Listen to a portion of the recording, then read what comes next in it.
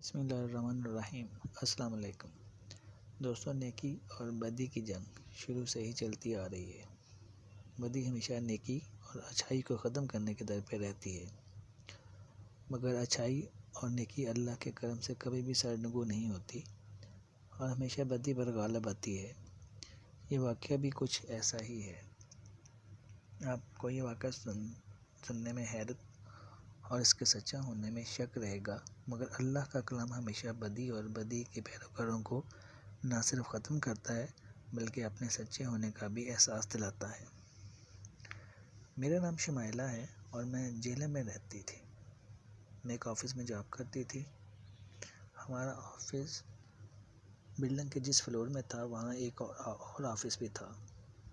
اس office میں ایک اور لڑکا جاب کرتا تھا جس کا نام کمال تھا۔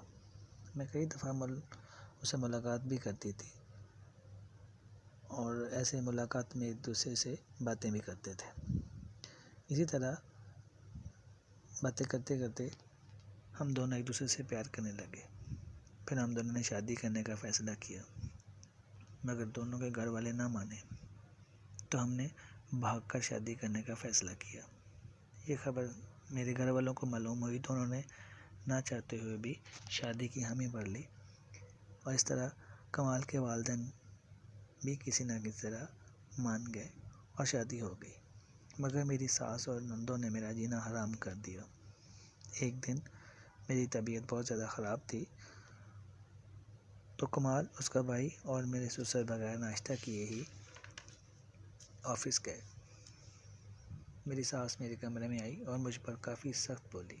مجھ سے نہ رہا گیا تو میں نے بھی کہا کہ اگر میری طبیعت خراب تھی تو گھر میں دوسرے لوگ بھی موجود تھے، کوئی اور بھی ناشتہ بنا سکتا تھا، لیکن میری ساس اور نندوں نے مجھے بہت برا بھلا کہا۔ اس دن میری طبیعت کی خرابی کی وجہ سے کمال بھی گھر جلدی واپس آ گئے اور انہوں نے ساری باتیں سنی۔ وہ فوراً ہی بولے کہ آپ لوگوں کو مجھ سے اور میری بیوی سے اتنی نفرت ہے تو ہم علیحدہ ہو جاتے ہیں۔ بات کچھ زیادہ بڑی۔ میرے منع کرنے کے باوجود انہوں نے کچھ اپنا اور میرا سامان باندھا اور اپنے ایک دوست شہزاد کے گھر چلے گئے۔ شہزاد شادی شدہ تھا، اس کی بیوی فرح، دونوں بہت اچھے تھے۔ دوپہر کا کھانا کھانے کے بعد اگلے کیا کرنا ہے اس کا پلان کے لیے سر جوڑ کے بیٹھ گئے ہم چاروں۔ شہزاد اور فرح کا یہ تھا کہ ہم دونوں انہی کے ساتھ رہیں، مگر کمال اور میں نہ مانے۔ آخر فرح بولی کہ میرا کزن پراپرٹی کا کام کرتا ہے، میں اس سے بات کرتی ہوں۔ لہٰذا اس کے کزن نے کہا کہ ایک گھر بکنے کو ہے، ویسے تو وہ 3 لاکھ مانگ رہے ہیں مگر 2 لاکھ میں ڈن ہو جائے گا۔ 1 کنال کا پلاٹ ہے مگر کنسٹرکشن میں تھوڑی ہے، 1-2 کمرے اور برآمدہ اور کچن ہے، باقی سارا خالی ہے۔ کمال نے کہا کہ میرے پاس تو صرف 50,000 ہے۔ فرح نے کہا کہ یہ ایک اچھی آفر ہے، شمائلہ کا زیور بیچ کر بھی لے لو، مگر میرے زیور 70,000 سے زیادہ کے نہ تھے۔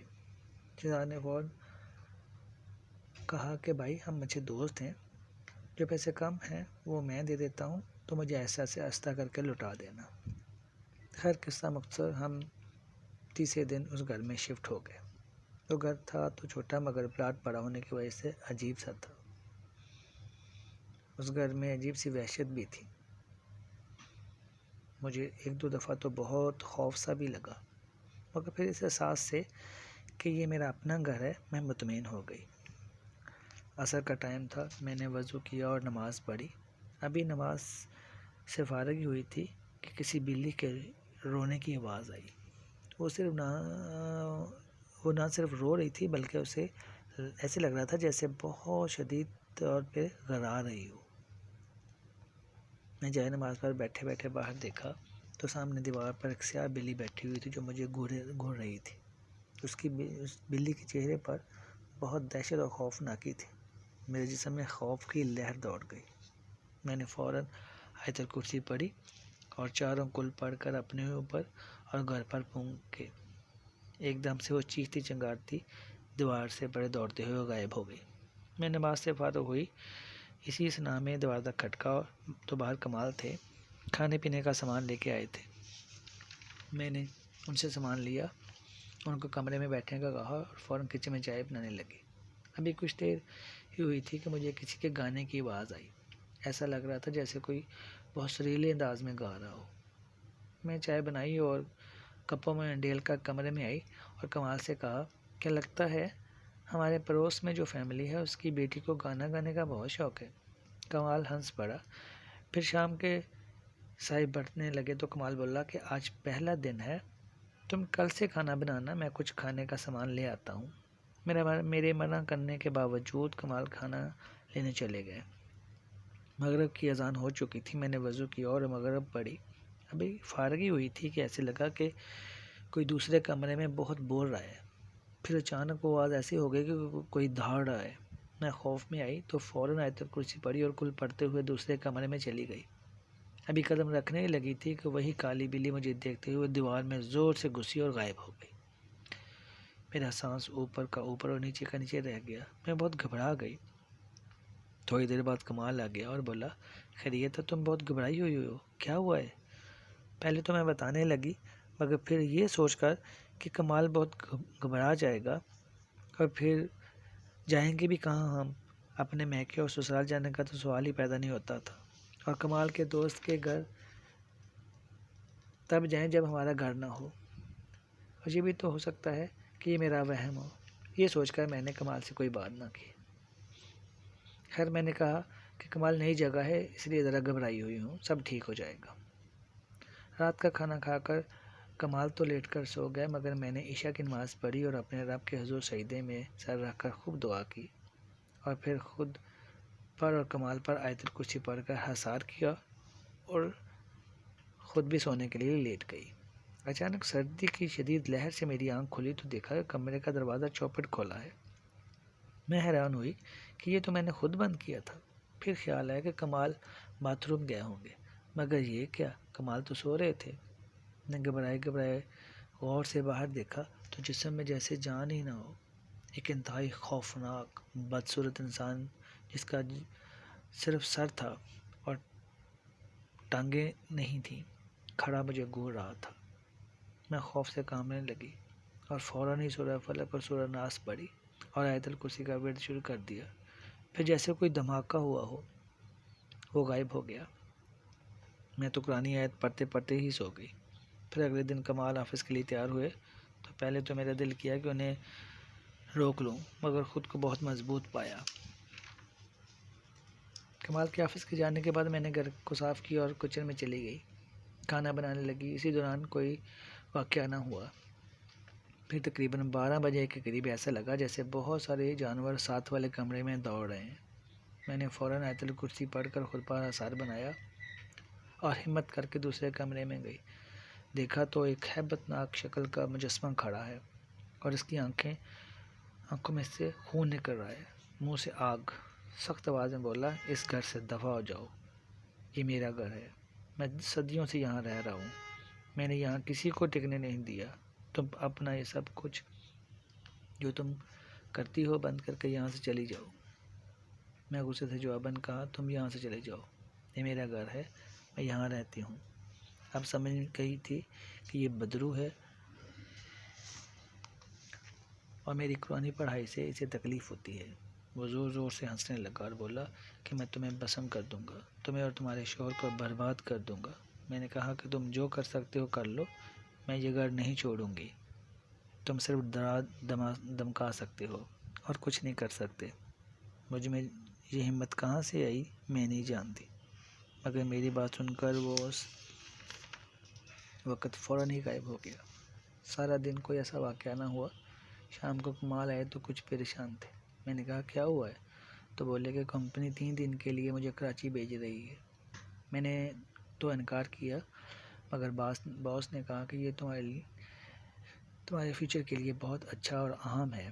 میں کیا کروں، تمہیں اکیلا بھی نہیں چھوڑ سکتا. میں نے فوراً کہا کہ میں کوئی بچی تو نہیں ہوں اور پھر 3 دن کی تو بات ہے، میں رات کو فرح بھابھی کو بلا لوں گی یا میں خود ان کی طرف چلے جایا کروں گی، آپ میری فکر نہ کریں. خیر میرے سمجھانے پر کمال نے ہمیں پڑھ لی اور تیاری کرنے لگے اور رات خیریت سے گزر گئی. میں نے روٹین میں ساری نمازیں پڑھی اور خاص طور پر عشاء کے بعد 4 کل پانی پر پڑھ کر دم کیا اور سارے گھر کی دیواروں پر چھڑکا اور آیت الکرسی کا ورد کرتے صرف خود کو ہی نہیں بلکہ کمال کو بھی 1000 میں لے لیا۔ اگلے دن کمال 3 دن کے لیے کراچی چلے گئے۔ میں ان کو بھیجنے کے بعد یہ تیار کر لیا کہ اب میں اس منحوس بدرو کو اس گھر سے نکال بھگاؤں گی۔ میں کوئی عالم نہیں تھی، مگر میں نے اپنے روٹین کے کام مکمل کیے اور پھر ظہر سے عصر تک میں نے قرآن آیات کا ورد شروع کر دیا۔ پورے گھر کے چکر لگائے۔ جیسے جیسے پڑھتی جا رہی تھی چیخ و پکار کی آوازیں تیز ہوتی جا رہی تھیں، اور پھر جیسے ہی میں رکی تو صحن کی دیوار کے قریب مجھے وہی سیاہ بلّا جو شدید زخمی اور ایسے لگ رہا تھا جیسے آگ میں بری طرح جھلس گیا ہو، مجھے غصے سے گھور رہا تھا اور دیوار کے اوپر پھر رہا تھا۔ میں نے اسے نظر انداز کیا اور اندر آ کر لیٹ گئی۔ میں نے آیت الکرسی پڑھنی شروع کر دی اور پڑھتے پڑھتے ہی سو گئی۔ جب میری آنکھ کھلی تو شام گہری ہو چکی تھی۔ میں اٹھی اور دیکھا کہ وہ وحشت جو مجھے اس گھر میں پہلے دن نظر آئی تھی وہ اب نہیں ہے۔ میں اکیلی ہونے کے باوجود ڈر نہیں رہی تھی، بلکہ خود کو بہت نارمل اور ریلیکس فیل کر رہی تھی۔ مغرب اور عشاء کے دوران بھی میں نے ویسے ہی قرآن آیات کا ورد پورے گھر میں کیا، پھر پورے گھر کی دیواروں پر دم کیا ہوا پانی چھڑکا۔ اس بار میں نے صحن کی دیوار پر خاص طور پر پڑتے ہوئے پانی کا چھڑکاؤ زیادہ کیا، اور مین دروازے کے پاس باہر ایک درخت کی جڑوں میں اور درخت کے اوپر بھی پانی پھینکا۔ میں اندر آ گئی، خود کو بہت تھکا ہوا محسوس کر رہی تھی، تو آتے ہی کچھ تھوڑا بہت کھا کر آیت الکرسی کا ورد کرتے ہوئے سو گئے۔ صبح مجھے فجر سے پہلے ایک بھیانک چیخ کی آواز سے میری آنکھ کھلی۔ میں اٹھی اور اپنے اوپر آیت الکرسی پڑھ کر حصار کر کے باہر نکلی تو دیکھا کہ دیوار پر وہی دو ہیکل شکل والا بھینس نما شخص چل رہا ہے۔ وہ کبھی دیوار پر چڑھتا ہے تو کبھی نیچے گرتا ہے۔ آہستہ آہستہ اس کا جسم ختم ہونا شروع ہو جاتا ہے۔ اسی وقت فجر کی اذان ہوتی ہے تو میں فوراً وضو کر کے نماز پڑھنے لگ پڑی۔ اسی طرح قرآن ورد کا عہد کرتے کرتے مجھے پھر نیند آ گئی، اور پھر جب آنکھ کھلی تو روشنی ہوئی تھی۔ اٹھ کر باہر دیکھا تو دیوار پر اور صحن میں سوائے راکھ کے مجھے کچھ نظر نہیں آیا۔ میں نے اپنے رب کا شکر ادا کیا جس نے نہ صرف مجھے اس بدرو سے میری حفاظت کی بلکہ میرے گھر کو بھی اس نحوست سے پاک کیا۔ دوستو، یہ واقعہ یقیناً آپ کو اچھا لگا ہوگا۔ ایسے ہی اگر آپ کے ساتھ یا آپ کے کسی جاننے والے کے ساتھ کوئی بھی واقعہ ہوا ہو تو کمنٹ میں اپنا ای میل لکھیں، ہم فوراً آپ سے رابطہ کریں گے اور آپ کا حقیقی واقعہ دوسروں تک پہنچائیں گے۔ جاتے جاتے میرے چینل کو سبسکرائب کرتے جائیں، لائک اور شیئر بھی کر دیں۔ شکریہ۔